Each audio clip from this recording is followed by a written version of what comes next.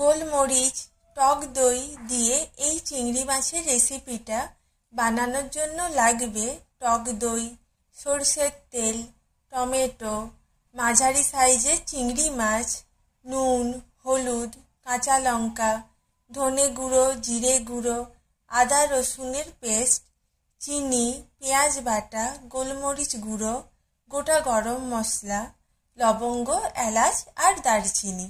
এই গেল ইনগ্রেডিয়েন্টস। প্রথমে একটা সরু দেখে কাঁচি নিন।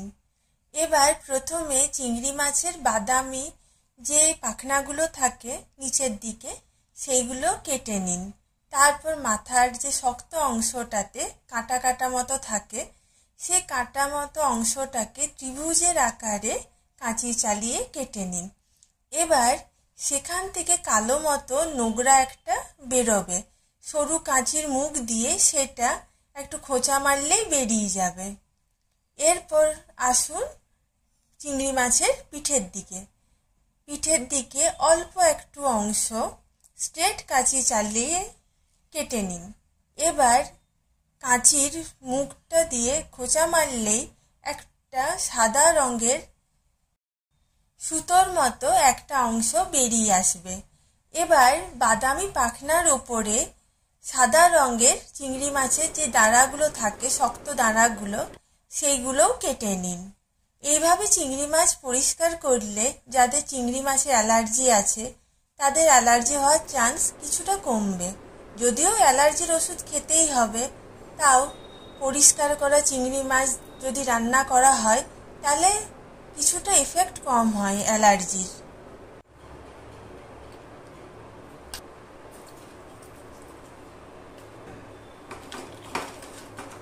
এবার চিংড়ি মাছগুলোতে নুন হলুদ মাখিয়ে নিতে হবে। তারপর টক দইটা নুন চিনি দিয়ে ভালোভাবে ফেটিয়ে নিতে হবে।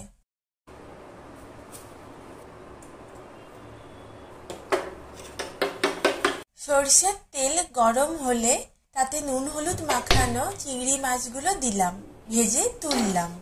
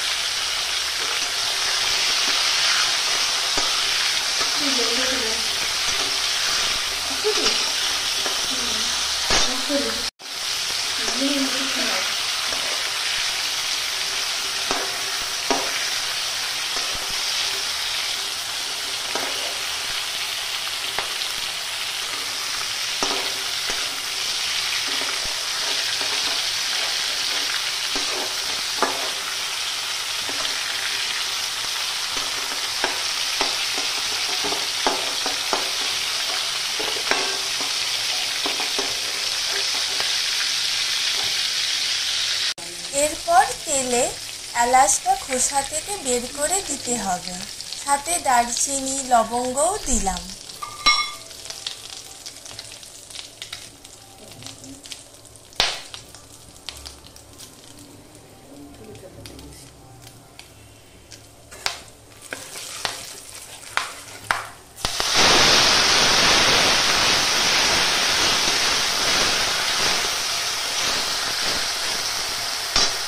পেঁয়াজ বাটা দিলাম। পেঁয়াজটা ভাজা ভাজা হলে আদা রসুন বাটা দিলাম, সামান্য একটু কষে নিলাম।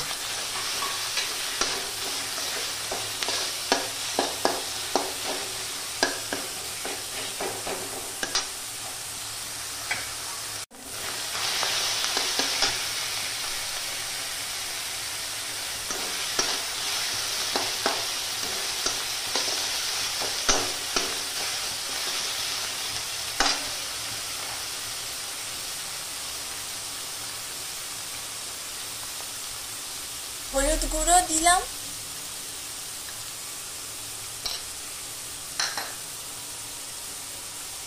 ধনে গুঁড়ো, জিরে গুঁড়ো দিলাম,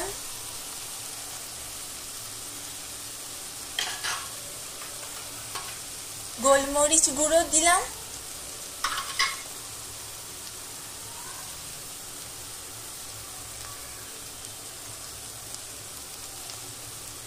নুন দিলাম,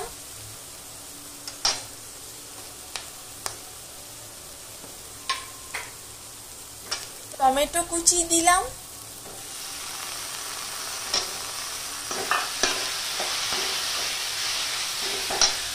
মশলা ধোয়া জলটা দিলাম,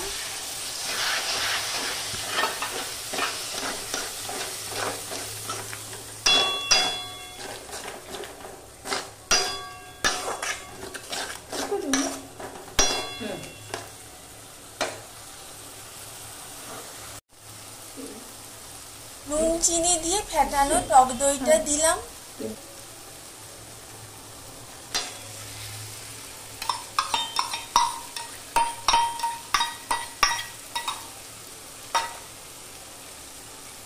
সামান্য চিনি দিলাম,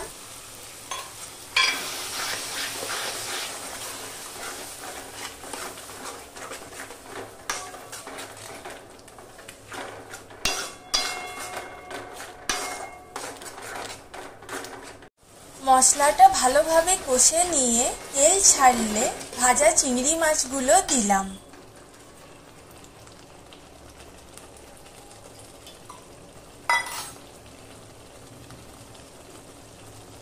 সামান্য জল দিলাম,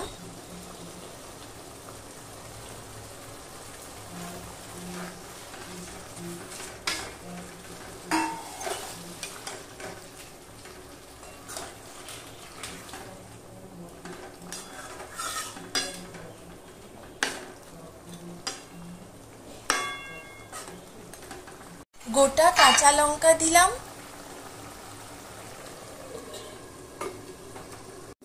ঢাকা দিলাম। ঢাকাটা মাঝে মধ্যে খুলে একটু হাতা দিয়ে নেড়ে দেখতে হবে যাতে জলটা পুরোপুরি শুকিয়ে না যায়।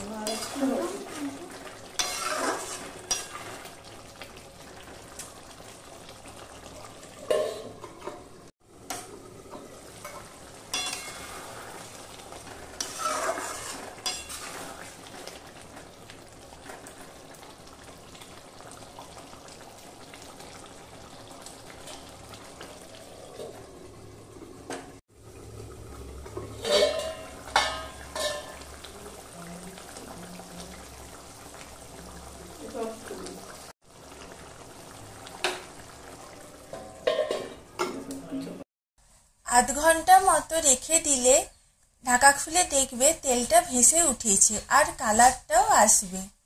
আমার জন্মদিনে মা চিংড়ি মাছের এই রেসিপিটা করেছিল, এত সুন্দর গন্ধ ছাড়ছিল, খেতেও দারুণ হয়েছিল, অথচ বেশি রিচ নয়। অবশ্যই তোমরা বাড়িতে ট্রাই করো এই রেসিপিটা আর মাকে জানিও কেমন লাগলো। Thank you for watching.